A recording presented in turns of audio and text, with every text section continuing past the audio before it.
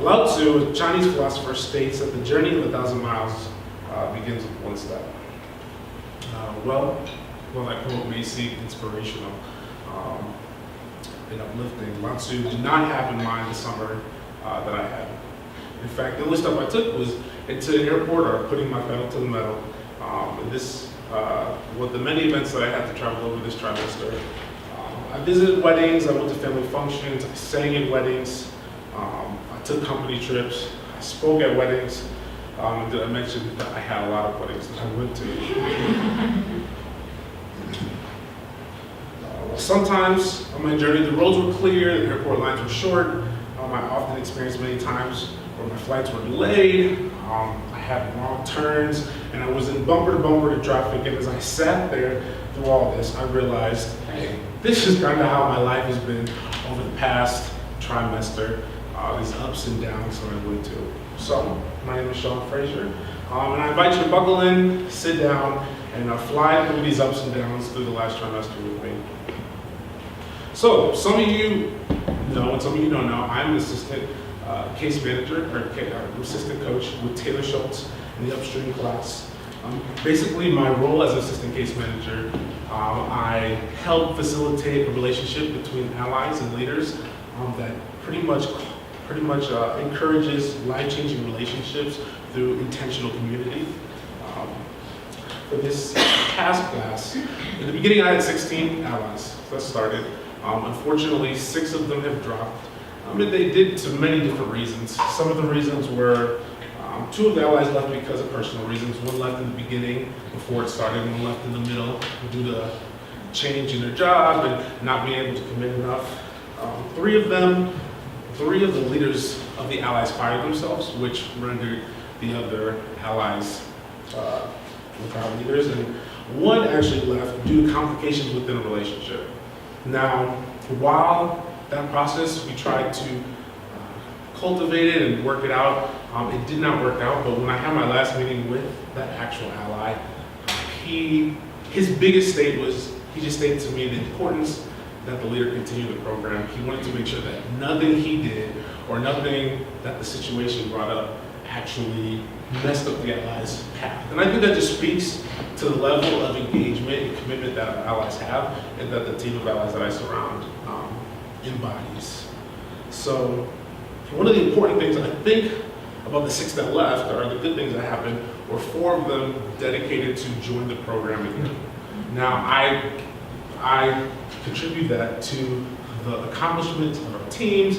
Specifically, though, I think the collaboration I have with myself and Becca Chigarello, after every ally left, I shot an email right away at one of their office and said, hey, this ally left, let's try to retain them. So each of them we specifically targeted and we talked to, and out of the 6, 4 rededicated, and I think that just speaks to the workings between Becca and myself, the staff overall, and I'd just like to thank you, Becca, for that. So my role, personally, I would like to say that in the coaching department, I did such a great job as an assistant coach that they retired the role of assistant coach. But really, we just did restructuring, and my position is no longer needed. Right now, we have 2 head coaches for each program, upstream and uprise, and these coaches will take over the allies and leaders for both of their classes in the calendar year.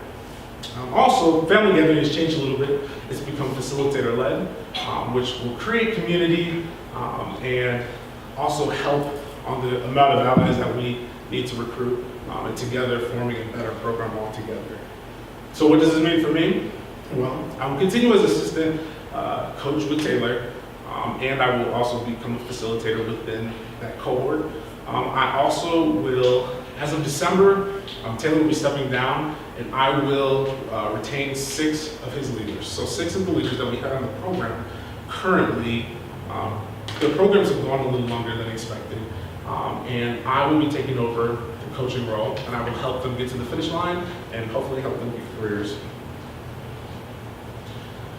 As many of you know, I have been put in charge of developing coaching policy and procedures. And while some of you think that that is a great thing for me, I do this mainly because I see the benefit of crafting the policy procedure and knowing how that can better help the coaches function within their role. So as of this week, I'm excited that the policy procedure manual is finished. There are over 34 policies that range from anywhere from allies and leaders to staffing and contract staffing roles. This particularly, the structure, will help with the coaching department. And I guess the next thing for this will be to develop a coaching policy training. While coaching policies are great on their own, without implementation, without correct implementation, they fail to actually do what they're doing. So me, Rochelle, Gigi are scheduled to meet next week and hopefully craft up this training for the next semester. So in North Park, we've got this great opportunity as fellows to enroll in North Park's educational program, and I am blessed to be able to be in the Masters of Nonprofit Administration. So this has been a great, tedious, and crazy time for me, as some of you can attest to me coming into the office looking like a zombie. Over the last 6 months, I've completed 6 courses there. They range from finance, governance, management, nonprofit leadership, and a lot of other fun things.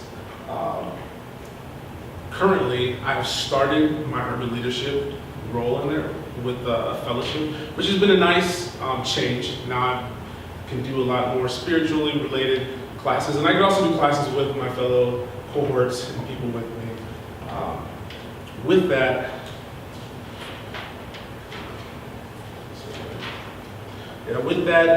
includes spiritual formation in the urban context, urban ministry, leadership, mobilizing for justice, and then I also continue to do 2 business courses, one on fundraising and the other on board governance. So my goal is to graduate in May 2018. It's a lofty one, but as the trajectory of me seems likely to do that. So I'm excited about that. Due to one of these classes, I took a finance class, and these classes just really, I came at it thinking that it was going to be hard, and it was hard, but it was very enlightening, and the professor really encouraged me to look into it. He knew the program I was in, and he said, if you have an opportunity to get involved in it, you need to get involved in this sector. And so I'm happy to say in the 2017 and 18 year, I'll be with cross-purpose operations teams with Helen and Scott. And I'll be working on different projects such as risk assessment, the leadership stipend, assessing the budget process, and then just doing some bookkeeping responsibilities. Now these are new to me, and I am nervously excited about these opportunities, and I think they'll stretch me as a leader. Now, my personal journey. Some of you have known that I've been in this stage of the silence, trying to hear from God this past year, just really having to lean into his chest and hear him. Coming into this new year, the noise has begun and set in, and it's actually become really familiar to me, which is a good and a bad thing. One of the things that I really want to do is continue to lean into some of these promises and stuff that God has shown me through this time. Some of them such as not forgetting the amazing revelations he showed me, practicing intentional acts of silence and meditation, and just learning how to exercise grace that is given to me. Also, just like going to college as a freshman, I've realized the freshman 15 is for real. So I have decided to pick up paleo again, start exercising more, and just be involved in more of my personal projects that are meaning to me, that give me life. Through my travels, I have learned that sometimes good things can come out of frustrating moments. Detours can lead you to powerful forces of revelation. Busy airport lines can bring forth good conversation and good friends. And then standstill traffic can be the makings of some of the best worship sessions and reflections on God's grace and God's love. So perhaps Lao Tzu was right. And at the end of the day, it's all about perspective and the positioning of the heart.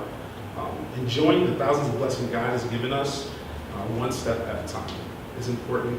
And thank you for listening. Questions?